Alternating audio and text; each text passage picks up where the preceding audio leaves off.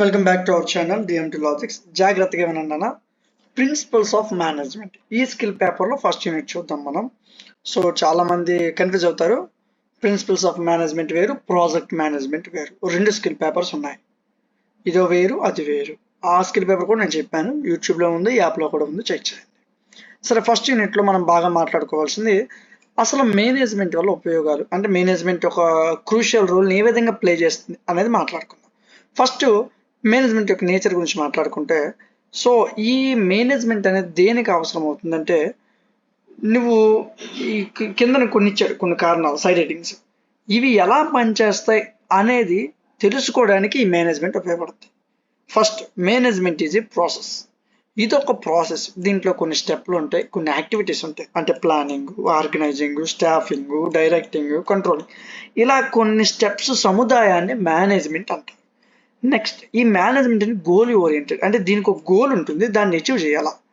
Next, working with through out the people. ఈ management అంటే ఏంటంటే ప్రతి ఒక్క మనిషిని కలుపుకుంటూ వాళ్ళ చేత పని చేయించుకునే తత్వం నీలో ఉండాలా.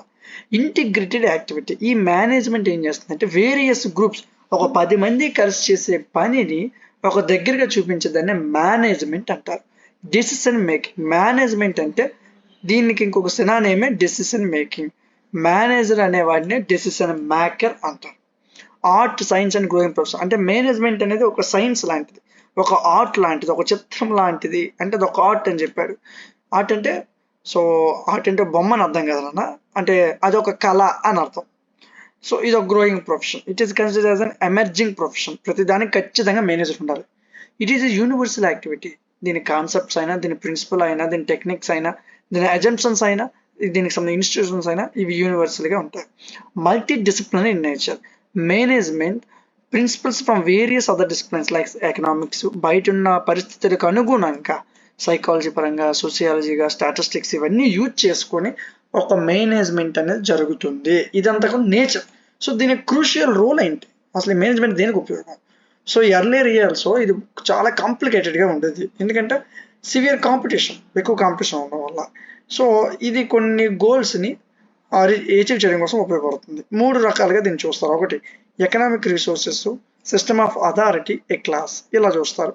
So this management which is a coordinating function of all other activities has to bring all the resources together in order to produce goods or service for the satisfaction of human wants.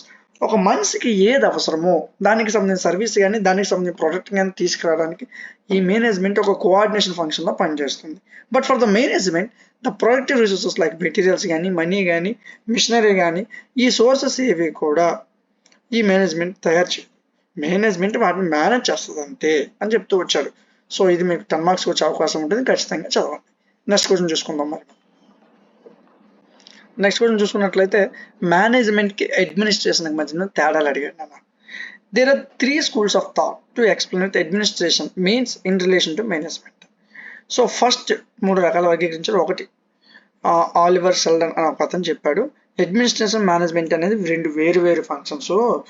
దీని ప్రకారం administration అంటే ఒక corporate పాలసీకి సంబంధించిన ఒక formulation, లేదా ఒక product కానీ, ఒక ఫైనాన్స్కి సంబంధించిన ఒక కోఆర్డినేషను, లేదా ఒక చీఫ్ ఎగ్జిక్యూటివ్ కానీ, అంటే వాటి యొక్క ఆర్గనైజేషన్స్ మొత్తాన్ని కంట్రోల్ చేసే ఒక విధానాన్ని అడ్మినిస్ట్రేషన్ అంటారు అని చెప్తూ వచ్చాం. ఇవి ఒక రకం. ఇప్పుడు మేనేజ్మెంట్ ఏంటంటే ఒక కార్పొరేట్ పాలసీ, దాని యొక్క లిమిట్స్ని ఎగ్జిక్యూట్ చేయడమే మేనేజ్మెంటు, లేదా ఒక ఆర్గనైజేషన్ క్రియేట్ చేసి దానికి సంబంధించి ఆబ్జెక్టివ్స్ ఇవ్వడమే ఒక మేనేజ్మెంట్ అని చెప్తూ వచ్చారు.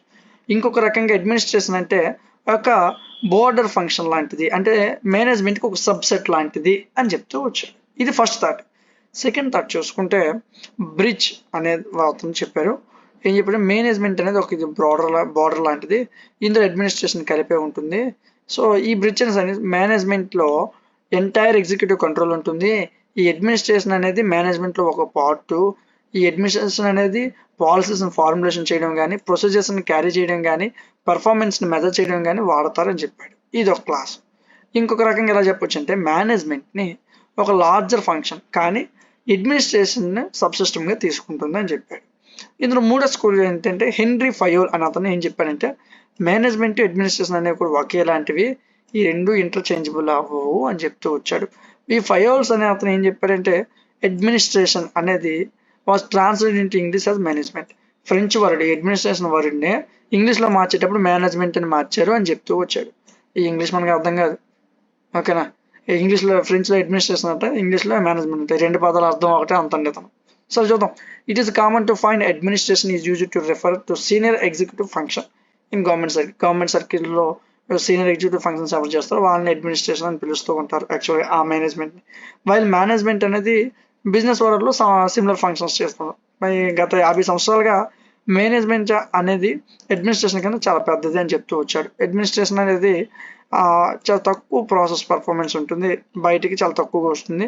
Developing and maintaining procedures is an incidental activity. అవసరం లేదు నాన్న, ఎక్కర్లేదు, ఇక్కడ వాజా. సో అంటే మూడు రకాలుగా చెప్పారు. ఆ 3 రకాలు ఒక చిన్న ఐడియా ఉంటే చాలు, సొంతంగా రాసేయవచ్చు. నెక్స్ట్ గురించి చూసుకుంటే బిజినెస్ స్ట్రాటజీ అంటే ఏంటి, దీని యొక్క ఇంపార్టెన్స్ ఏంటి అని అడిగాడు. చూద్దాం, దీని గురించి మాట్లాడదాం. బిజినెస్ స్ట్రాటజీ అంటే ఒక కంపెనీకి సంబంధించి కొత్తగా ఒక స్ట్రాటజీ, ఒక ఆర్గనైజేషన్ సంబంధించి దానికి ఒక వాల్యూని ప్రొవైడ్ చేయడం, దీన్నే బిజినెస్ స్ట్రాటజీ అంటారు. ఇది మార్కెట్లో కాంపిటేటివ్తో ఎదగడానికి పనికొస్తుంది. ఈ స్ట్రాటజీ అనేది కంపెనీ సక్సెస్కి ఒక క్రూషియల్ రోల్, అంటే ఒక ఇంపార్టెంట్ రోల్ ప్లే చేస్తుంది. సో అంటే ఏ గూడ్స్ అవసరం, ఏ సర్వీస్ అవసరం, ఏది మనం ప్రొడ్యూస్ చేయాలి, ఏది డెలివరీ చేయాలి, ఇవన్నీ కూడా చెప్తుంది. ఇవన్నీ తెలియాలంటే ఒక 3 ఇంపార్టెంట్ క్వశ్చన్స్. ఒకటి, హౌ కెన్ మన business create value for customers, మన బిజినెస్ కస్టమర్కి ఎలా వాల్యూ క్రియేట్ చేస్తుంది. రెండోది, ఎంప్లాయీస్కి ఏ విధంగా వాల్యూ క్రియేట్ చేస్తుంది. మూడోది, మనకు సప్లయర్స్తో ఏ విధంగా వాల్యూ క్రియేట్ చేస్తుంది. ఈ 3 తెలిస్తే ఆ కంపెనీ యొక్క ఏదైతే ఈ బిజినెస్ స్ట్రాటజీ ఉందో అది సక్సెస్ అవుతుంది. Many promoting business initiates don't come to fruition. అంటే ఏం లేదు నాన్న, ఫ్రూటిషన్ అంటే ఏం లేదు. చాలా కంపెనీస్ ఫలభరితంగా ఉండవు అని చెప్తూ తెలుగు భాషలో రాశాడు, ఆ ఇంగ్లీష్లో. అంటే చాలా బిజినెస్, కొత్తగా పెట్టే బిజినెస్ ఇనిషియేటివ్ అంటే ఈ మధ్యన వచ్చింది. చాలా బిజినెస్ అనేవి డోంట్ కమ్ టు ఫ్రూషన్, అంటే ఫలభరితం అవ్వట్లేదు, అంటే సక్సెస్ అవ్వట్లేదు. ఎందుకు? బికాస్ కంపెనీ అనేది దాని స్ట్రాటజీని బిల్డ్ చేయలేకపోతుంది, వాల్యూని క్రియేట్ చేయలేకపోతుంది, వాల్యూని ప్రియటరైజ్ చేయలేకపోతుంది. సో దీన్ని బట్టే వాళ్ళు పడుతున్నారు అని చెప్పాడు. సో బిజినెస్ స్ట్రాటజీ యొక్క ఇంపార్టెన్స్ ఏంటి? ఒక కంపెనీ సక్సెస్ అని, ఖచ్చితంగా కంపెనీ సక్సెస్ అవ్వాలంటే బిజినెస్ స్ట్రాటజీ ఉండాలి, దీనికి ఒక గోల్ ఉండాలి, ఈ కంపెనీ కాంపిటేటివ్ అడ్వాంటేజ్ కలిగి ఉండాలి. ఇందులో కొన్ని ఫ్యాక్టర్స్ చెప్పాడు. ఒకటి, ప్రైస్.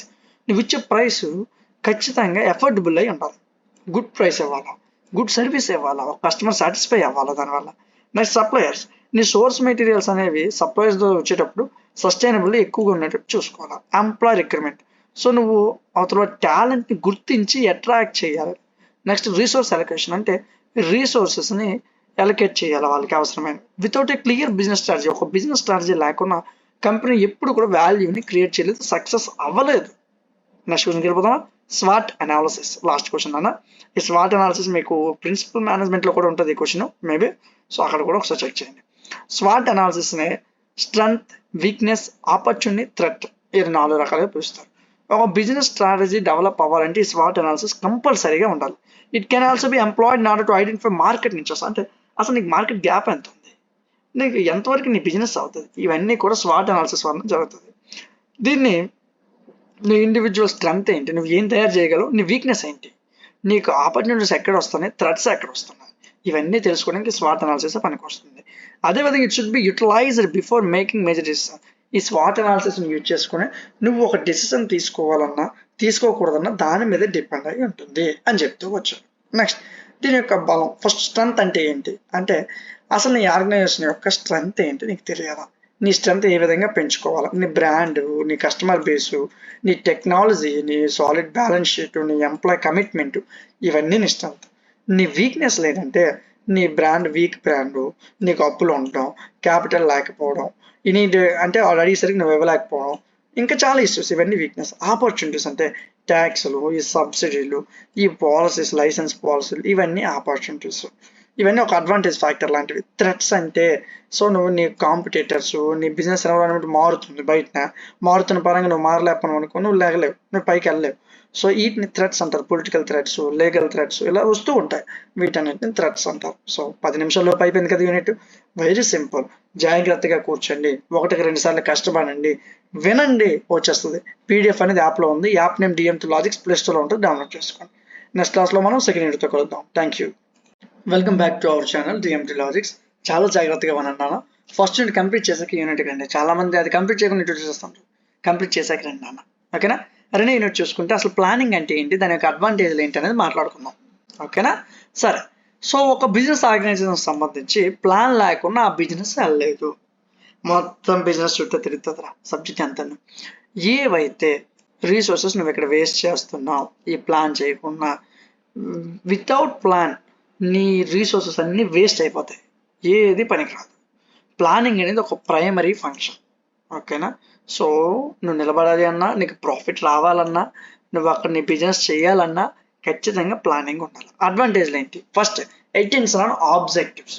ప్లానింగ్ అనేది ఏం చేస్తుందంటే నీ ఆర్గనైజేషన్ సంబంధించిన డౌన్ ఆబ్జెక్టివ్స్ ఏవైతే ఉన్నాయో అవన్నీ నీకు తెలిసేటట్టు చేస్తుంది. ఈ whole attention management is given towards the achievement of these objectives. So ఈ ఆబ్జెక్టివ్స్ ఏముందో అవి ఏ విధంగా గెలవాలి, ఎలా అచీవ్ చేయాలనేది తెలుస్తుంది.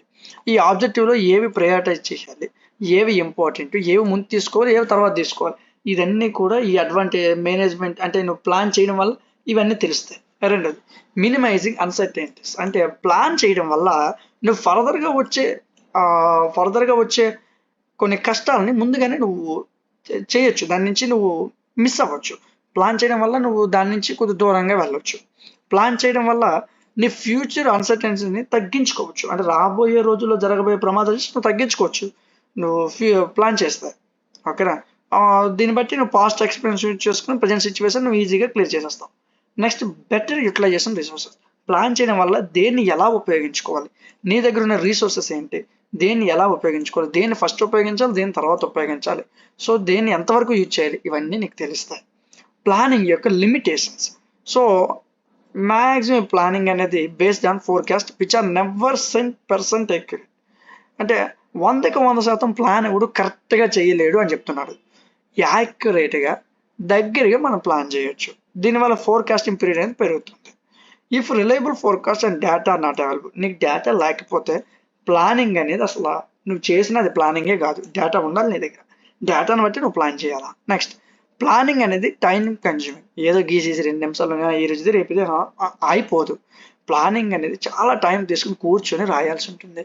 అది కూడా చాలా ఎక్స్పెన్సివ్. నువ్వు ప్లాన్ చేయడం కూడా చాలా ఎక్స్పెన్సివ్. టైం పెడతావు, నీ ఎఫర్ట్ పెడతావు, నీ మనీ పెడతావు, ఇవన్నీ పెడతాను కదా. మరి ప్లాన్ లేకుండా ముందుకు వెళ్ళిపోతావు, ప్లాన్ లేకుండా ముందుకెళ్తే పడిపోతావు కదా. సో ప్లాన్ ఖచ్చితంగా ఉండాలి. Plan is the useful only when the expected gains from it excess it's cost. అంటే నువ్వు అనుకున్న ధరకి అమ్మినప్పుడే ప్లాన్ చేసి అప్పుడే నువ్వు లాభాన్ని సంపాదించగలవు. సో నీ టైం ప్లాన్స్ అనేది ప్రిపేర్ చేయగలగాలి. సో ఇది నెక్స్ట్ పాయింట్ చూసుకుంటే, ప్లానింగ్ మే రిజల్ట్ ఇంటర్నల్ ఇన్ఫ్లెక్సిబిలిటీస్. అంటే ప్లాన్ చేయడం వల్ల నీ ఇన్ఫ్లెక్సిబిలిటీస్ ఏమున్నాయో తెలుస్తుంది. అదేవిధంగా నీ ఇండివిజువల్ ఫ్రీడమ్ తెలుస్తుంది. కొన్నిసార్లు ప్లానింగ్ అనేది డెసిషన్ మేకింగ్కి కారణం కూడా అవుతుంది. అప్పుడు నీ డెసిషన్లో తప్పులు ఎక్కడ ఉన్నాయో కూడా నీకు తెలుస్తాయి. నువ్వు ఏ రూల్స్ ఫాలో అవ్వాలి, నీ ప్రొసీజర్ ఏంటి, వేరంగా డెసిషన్ తీసుకోకూడదు, ఇలాంటి విషయాలన్నీ నీకు తెలుస్తాయి అని చెప్తున్నాడు. ప్లానింగ్ అనేది నీ ఎగ్జిస్టింగ్ సెటప్ని కొద్దిగా మార్చడానికి కూడా ఉపయోగపడుతుంది. నువ్వు చేంజ్ చేయకుండా అలా వెళ్ళిపోయావు అనుకో, నువ్వు ఏదనుకున్న దాని మీద ప్లాన్ చేయకుండా వెళ్ళిపోయావు అనుకో, అదంతా ఎఫెక్టివ్గా అనబడదు, ఇన్ఎఫెక్టివ్ అని చెప్పాడు. Resistance to change is an important obstacle in planning. Plan చేస్తే నువ్వు ఎక్కడ మార్చాలి, నీకున్న అబ్స్టాకిల్స్ ఏంటి, వాటిని ఎలా చేంజ్ చేయాలి, ఇవన్నీ నీకు తెలుస్తాయి. ఫార్వర్డ్ లుకింగ్ యాటిట్యూడ్ అంటే ముందు చూపు ఉంటుంది ప్లాన్ చేయడం వల్ల. నువ్వు అదేవిధంగా ప్రజెంట్ని ఫ్యూచర్ని నువ్వు అంచనా వేయగలవు అని చెప్తున్నాడు. నెక్స్ట్ కొంచెం చూద్దాం. మరి సింపుల్ అన్న, చాలా చిన్న కథలాగా ఉంటుంది. అంటే బయట బిజినెస్ ఎలా జరుగుతుంది అనే ఐడియా ఉన్న ఎవడైనా సరే ఈ పేపరు నేను చెప్తున్నప్పుడు వినేసి రాసేస్తారు, మళ్ళీ చదవాల్సిన అవసరం కూడా లేదు. ఓకే, వినండి, జాగ్రత్తగా వినండి. ఎక్కువ టైం ఏం తీసుకున్నాను, 10 నిమిషాలే. ఆర్గనైజేషన్ యొక్క ప్రిన్సిపల్స్ ఏ విధంగా ఉండాలి. Sound organisation structure, following principles, units of objectives. ప్రతి పార్ట్ కూడా కామన్ ఆబ్జెక్టివ్స్ చుట్టూ డైరెక్ట్ అయి ఉండాలి. The application of this principle impairs the existence of formal ఏం లేదు నాన్న, తన యొక్క ఎఫిషియన్సీని, అంటే దీని గురించి ఆల్రెడీ నేను ప్రిన్సిపల్ మేనేజ్మెంట్లో మాట్లాడాను. సరే, ఇక్కడ కూడా మాట్లాడదాం. ఎఫిషియన్సీ అంటే ఒక ఆర్గనైజేషన్ ఎఫిషియెంట్గా పనిచేయాలంటే దాని యొక్క మినిమం పాసిబుల్ కాస్ట్ తెలుసుకోవాలా, తర్వాత మ్యాక్సిమం అది ఎంతకి ప్రొవైడ్ చేయగలదు తెలుసుకోవాలా, ఈ కమ్యూనిటీకి అంత ప్రొవైడ్ చేయగలదు. నెక్స్ట్, డివిజన్ ఆఫ్ వర్క్ని చిన్న చిన్న ముక్కల కింద విడగొట్టేసి ఎవరి వర్క్ వాళ్ళకి ఇచ్చేయాలి. డివిజన్ ఇక్కడ ఉంది, ఈ పదంలోనే ఉంది. ఎవరి వర్క్ వాళ్ళు డివిజిబుల్ చేసి ఎవరి దగ్గరికి ఇచ్చేయాలా. సో దానికి సంబంధించి రీసోర్సెస్ కూడా వాళ్ళకి ప్రొవైడ్ చేసేయాలి. అప్పుడు నువ్వు ఫాస్ట్గా నీ పని అనేది చాలా స్పీడ్గా పర్ఫార్మెన్స్ అనేది ఎక్కువ ఉంటుంది. బ్రేక్ డౌన్ ఆఫ్ టాస్క్స్ అంటే మొక్కలుగా ఇచ్చేయాలా, నువ్వు ఎవరి గ్రూప్స్ క్రియేట్ చేయాలా, ఎవరి గ్రూప్ ఏం పని చేయాలా క్లియర్ చేసేయాలా. స్పాన్ ఆఫ్ కంట్రోల్, సో అంటే నువ్వు సూపర్వైజ్ చేయాలా అవుతున్న పనిని, ఎఫెక్టివ్గా మేనేజ్ చేయాలా, మేనేజ్ చేసి టైం లిమిటేషన్ పెట్టాలా, అప్పుడే పని వేరంగా అవుతుంది. టైం లిమిట్ లేకపోతే ఒక రోజు చేసి 2 రోజులు చేస్తారు, అది కరెక్ట్ కాదు. స్కేలార్ ప్రిన్సిపల్ అంటే నువ్వు రెస్పాన్సిబిలిటీని కలిగి ఉండాలి ఖచ్చితంగా అక్కడ ఉన్న పనికి. లోయెస్ట్ ఎగ్జిక్యూటివ్ అయినా హైయెస్ట్ ఎగ్జిక్యూటివ్ వీళ్ళ మధ్యన నువ్వు ఖచ్చితంగా రెస్పాన్సిబిలిటీని తీసుకోవాలా. Clear chain of command, every subordinate must know who is superior, ప్రతి వాడికి కూడా వాడి పైన ఉన్నోడు తెలియాలి ఎవరన్నది. ఓకేనా. Next delegation, authority delegated to an individual manager should be adequate, enable him to accomplish results expected of him. అంటే సో అథారిటీ డిలిగేట్ అయింది ఒక ఇండివిజువల్ మేనేజర్ సంబంధించి డిలిగేట్ అయితే సో దాని గురించి ఎక్స్పెక్టెడ్ రిజల్ట్స్ వస్తున్నాయా లేవా ఇవన్నీ చెక్ చేసుకో. లోయెస్ట్ పాసిబుల్ లెవెల్ ఎంత, నెసరీ కంట్రోల్ ఏంటి, ఇవన్నీ తెలుసుకోవాల్సి ఉంటుంది. నెక్స్ట్ ఫంక్షనల్ డెఫినేషన్, వాళ్ళ యొక్క డ్యూటీస్ ఏంటి, వాళ్ళ యొక్క అథారిటీ ఏంటి, వాళ్ళ రిలేషన్షిప్స్ ఏంటి, ఇవన్నీ తెలిసి ఉండాలా. సో అక్కడ కన్ఫ్యూజన్ ఉండకూడదు, ఓవర్ ల్యాపింగ్ కానీ కన్ఫ్యూజన్ కానీ ఉండకూడదు. వేరే జాబ్స్ జరుగుతున్నప్పుడు చాలా మంది పని చేస్తున్నప్పుడు వాళ్ళ యొక్క పొజిషన్ ఏంటంటే వాళ్ళకి తెలిసి ఉండాలి. నెక్స్ట్ అబ్సల్యూట్ ఆఫ్ రెస్పాన్సిబిలిటీ, అంటే వారి యొక్క రెస్పాన్సిబిలిటీ ఏంటి, వారి సుపీరియర్ ఎవరు, వాళ్ళ సబార్డినేట్స్ ఎవరు, వాళ్ళ సుపీరియర్ అనేది రెస్పాన్సిబిలిటీ నుంచి ఎస్కేప్ అవ్వకూడదు. సిమిలర్గా సబార్డినేట్స్ అనేది వాళ్ళ పనిని రెస్పాన్సిబుల్గా చేయాలి. నెక్స్ట్ కరెస్పాండెన్స్, అంటే authority responsibility must be contributes and coextensive, అంటే నీకున్న అథారిటీ కానీ నీకున్న రెస్పాన్సిబిలిటీ కానీ పనిని ముందుకు తీసుకెళ్లేటట్టు ఉండాలి. ఓకేనా. ఒక పొజిషన్ నుంచి నీ అథారిటీని యూజ్ చేసుకుని ఆ పొజిషన్ ఏ విధంగా ముందుకు తీసుకెళ్తావు అదే విధంగా అవతల వాళ్ళకి కూడా మనకి అదే విధంగా పనిచేస్తారు. నెక్స్ట్ యూనిటీ ఆఫ్ కమాండ్, అందరూ ఒకే మాట మీద నిలబడాలన్న.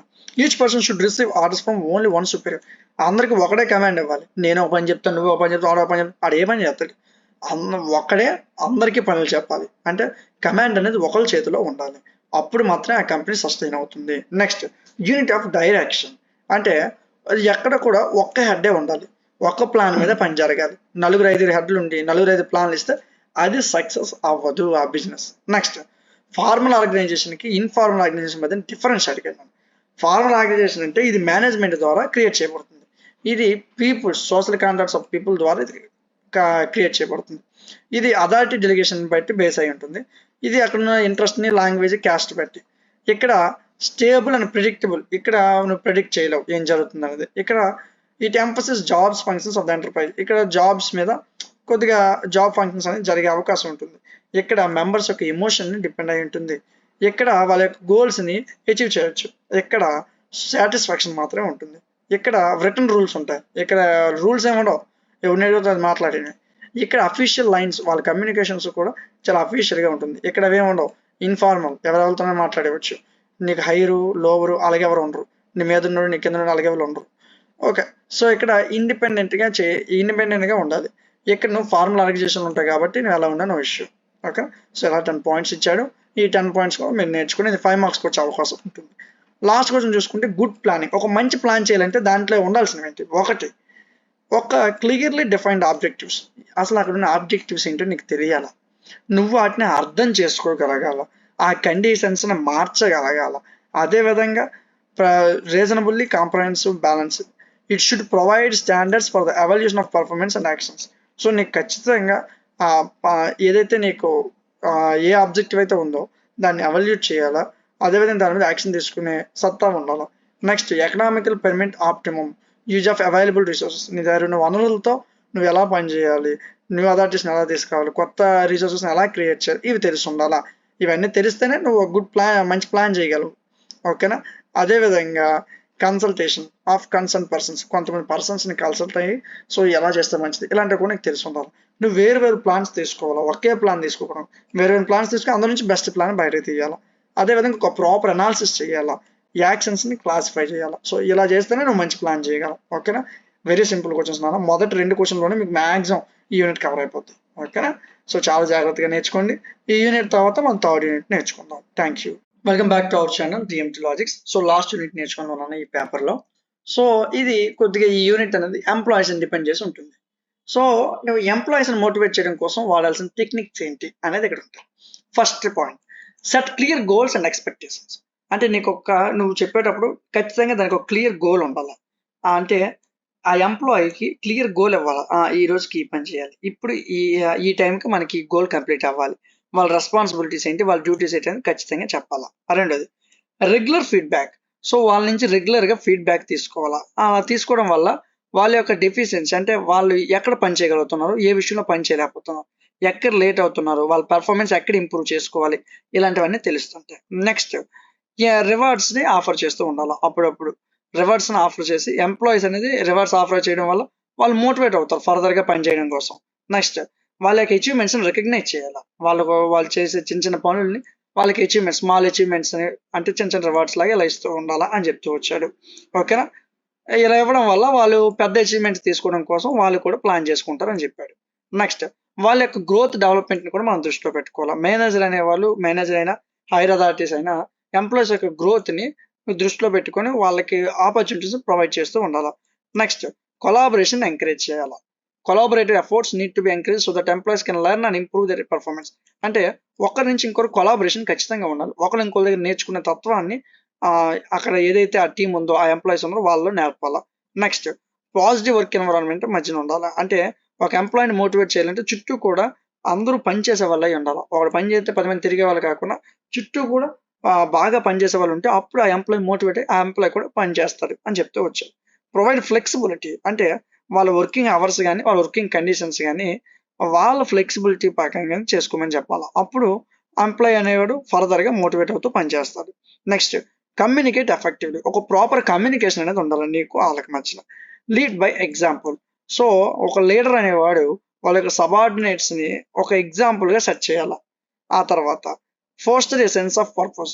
మేనేజర్ అనేవాడు ఒక పర్పస్‌తో వాళ్ళకి ప్రమోషన్స్ అంటే వాళ్ళని ప్రమోట్ చేస్తూ ఉండాలి వాళ్ళ యొక్క పనితీరుని బట్టి. Next celebrate milestones. సో, పెట్టిన గోల్ రీచ్ అయినప్పుడు సెలబ్రేషన్స్ చేసుకోవాలా. అంటే నీవు కంపెనీ గ్రోత్ వచ్చింది. అప్పుడు సెలబ్రేట్ చేసుకోవాలా. టర్నోవర్ పెరిగింది, సేల్స్ పెరిగింది, ఎంప్లాయీస్ ఏదో సాధించారు. ఇలాంటన్నిటిని కూడా సెలబ్రేట్ చేసుకుంటూ వెళ్ళాల. సో, ఇది ఎంప్లాయీస్‌ని మోటివేట్ చేయడానికి వాడే టెక్నిక్స్.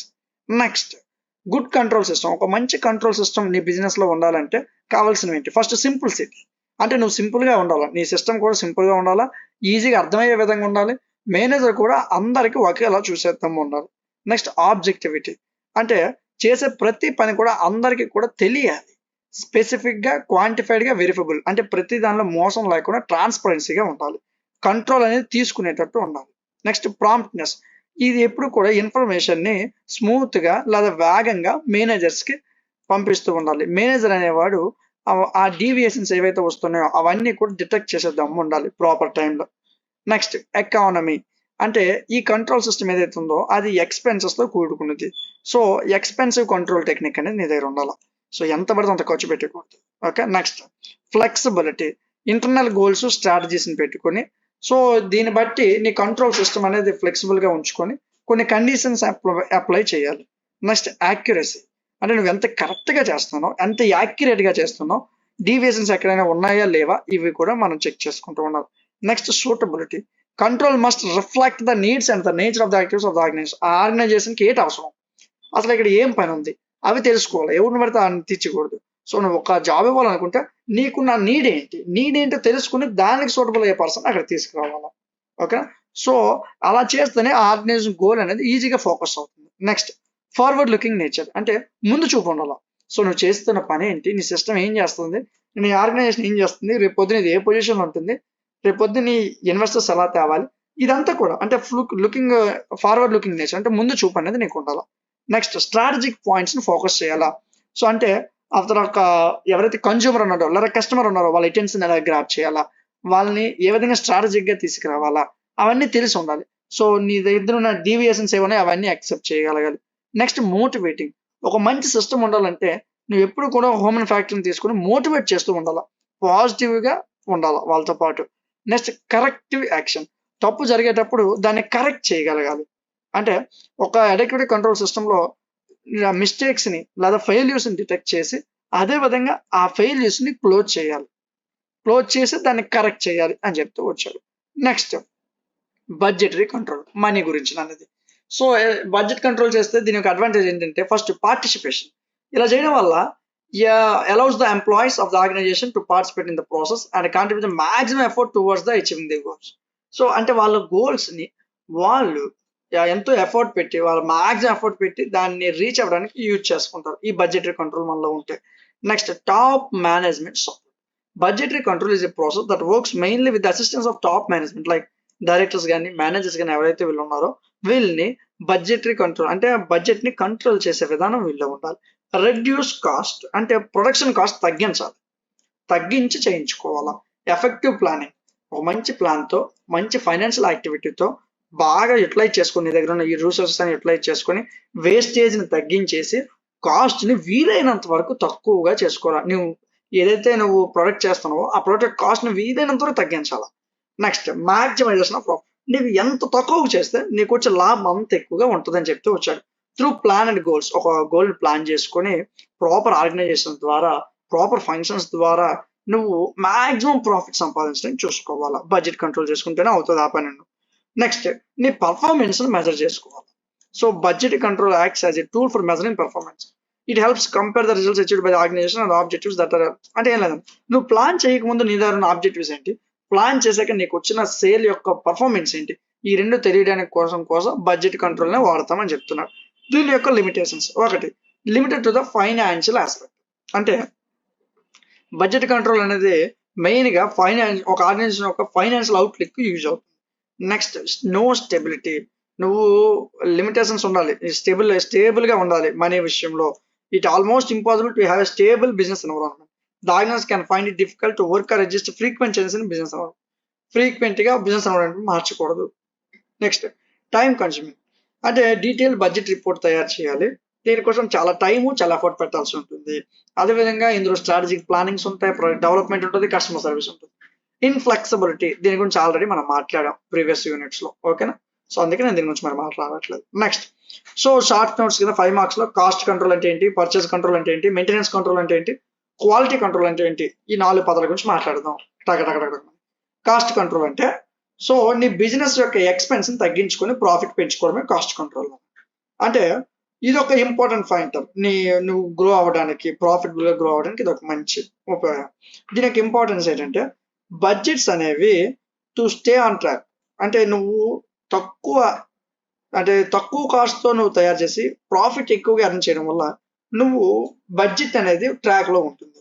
నెక్స్ట్ ప్రాజెక్ట్ కాస్ట్ లో ఉండడం వల్ల నీకు సింపుల్ గా ఈజీగా ప్రాఫిట్ అనేది చాలా ఎక్కువగా వస్తుంది అని చెప్పాడు.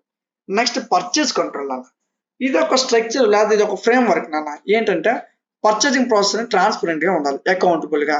Procurement management team also use purchase control to manage supply relationship, negotiate contracts. అంటే ఎవరైనా మన దగ్గర ఏదైనా కాంట్రాక్ట్ తీసుకోవడానికి వచ్చిన వాళ్ళు అయితే ఏమి, మనకు వచ్చే ఆర్డర్స్ అయితే ఏమి, వీళ్ళని నువ్వు కరెక్ట్ గా రిసీవ్ చేసుకోవాలి.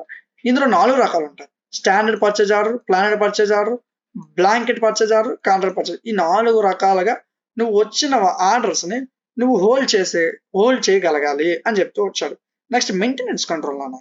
అంటే కొన్ని టూల్స్ ఉపయోగించడం కానీ, అంటే కొంత మెయింటెనెన్స్ టీమ్ కానీ, వీళ్ళందరూ కూడా ఖచ్చితంగా ఎవ్రీడే దాన్ని చెక్ చేస్తూ ఉండాలి. వర్క్ కంట్రోల్ ఏంటి, దాని క్వాలిటీ ఎలా ఉంది, దాని ప్రాసెస్ ఎలా ఉంది, ఎవ్రీడే చెక్ చేయాలి. ఇందులో కూడా మళ్ళీ 4 రకాలు ఉన్నాయి. ఒకటి predictive maintenance, preventive maintenance, condition based maintenance, failure finding maintenance. So ఈ 4 మెయింటెనెన్స్ గురించి తెలిసి ఉండాలి. Next quality control. సో నీ ప్రోడక్ట్ బయటికి వెళ్ళాలి, చాలా మందిలో రీచ్ అవ్వాలి అంటే ఖచ్చితంగా క్వాలిటీ ఉండాలి, ఓకేనా.